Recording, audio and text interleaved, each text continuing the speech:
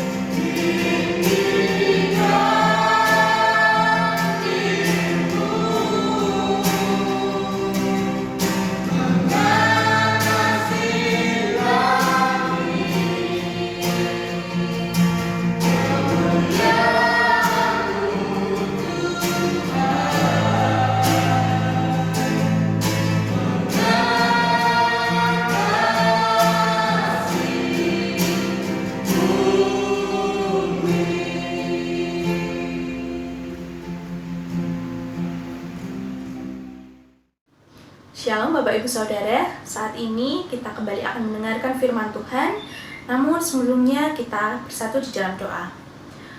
Bersyukur Tuhan, saat ini Engkau boleh mengizinkan kami untuk bersama-sama mendengarkan firman-Mu. Biarlah Engkau Allah yang akan membuka setiap hati dan pikiran kami, sehingga kami boleh mengerti kehendak-Mu di dalam hidup kami, dan kami boleh mengerjakannya di dalam kehidupan kami sehari-hari. Kami serahkan Tuhan doa ini sepenuhnya ke dalam tangan kuasa-Mu, hanya di dalam nama Tuhan Yesus. Haleluya, amin. Firman Tuhan pada pagi hari ini terambil dari Injil Matius pasal 3 ayat yang ke-11 dengan judul Menjadi Pelayan Tuhan yang Rendah Hati.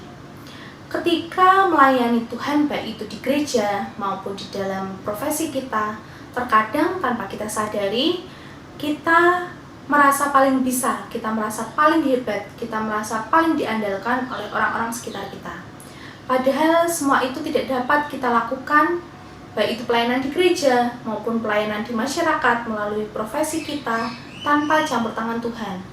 Oleh sebab itu, saat ini kita mau bersama-sama belajar mengenai satu tokoh yang melakukan pelayanannya dengan penuh rendah hati, yaitu Yohanes Pembaptis.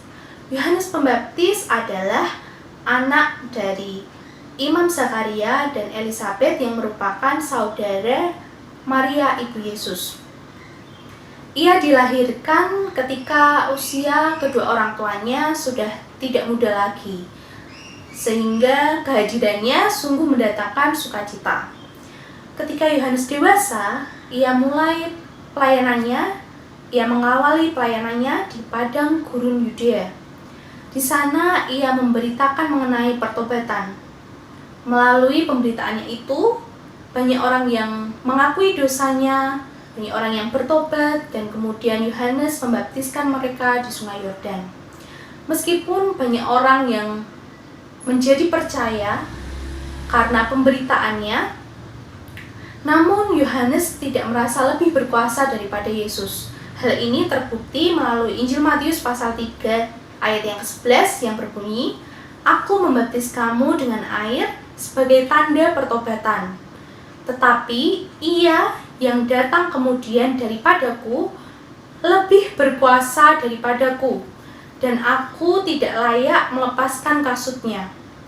Ia akan membaptiskan kamu dengan Roh Kudus dan dengan api."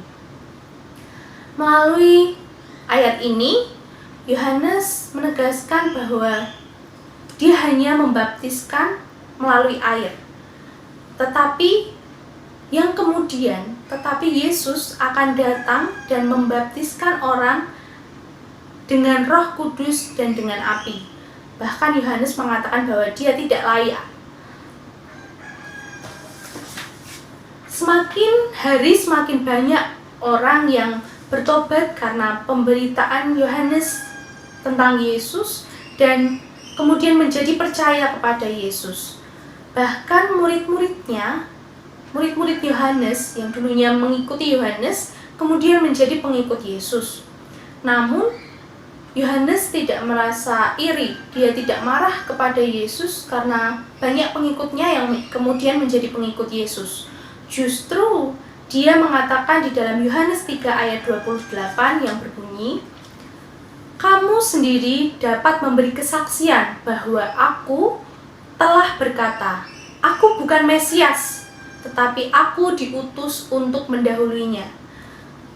Di dalam ayat ini Yohanes meminta muridnya untuk bersaksi bahwa Yohanes bukanlah Mesias. Untuk bersaksi kepada banyak orang bahwa Yohanes hanyalah seseorang yang diutus untuk mendahului Yesus. Padahal sebenarnya murid-muridnya ingin agar Yohanes lebih dipandang, lebih dihargai oleh masyarakat pada waktu itu. Namun Yohanes tidak menginginkan semua itu. Yohanes menyadari bahwa kedudukan yang diberikan Allah kepadanya bukanlah kedudukan Kristus, yaitu Mesias. Sekalipun banyak orang yang bertobat dan mengaku percaya kepada Yesus oleh karena pemberitaannya mengenai pertobatan, Yohanes tidak menjadi sombong dan melupakan posisinya sebagai seseorang yang diutus Allah untuk mempersiapkan jalan bagi Yesus. Yohanes tetap menjadi seorang pelayan yang memiliki sikap yang rendah hati. Lalu, bagaimana dengan kita sebagai pelayan Tuhan? Apakah selama ini kita sudah melayani Tuhan dengan kerendahan hati kita? Ataukah kita masih sering merasa diri kita paling hebat? Pada pagi hari ini melalui firman Tuhan, kita kembali diingatkan, kita kembali diajarkan untuk meneladani sikap Yohanes Pembaptis yang tidak perlu pengakuan orang lain atas pelayanan yang telah dilakukannya, tidak menginginkan pujian atas apa yang dikerjakannya, melainkan senantiasa mengarahkan diri kepada Yesus Kristus dengan penuh kerendahan hati. Mari kita bersatu di dalam doa. Bersyukur Tuhan, saat ini kami boleh mendengarkan firman-Mu dan kami boleh Engkau ingatkan kembali untuk memiliki sikap yang rendah hati di dalam kami melayani-Mu, baik di dalam gereja maupun di dalam profesi kami masing-masing. Biarlah melalui firman Tuhan pada pagi hari ini, kami boleh senantiasa semakin serupa dengan Engkau Tuhan, dan kami boleh semakin menjadi berkat untuk orang-orang di sekitar kami. Kami serahkan Tuhan, kehidupan kami selanjutnya ke dalam tangan kuasa-Mu, hanya di dalam nama Tuhan Yesus. Haleluya, amin. Terima kasih, Tuhan Yesus memberkati.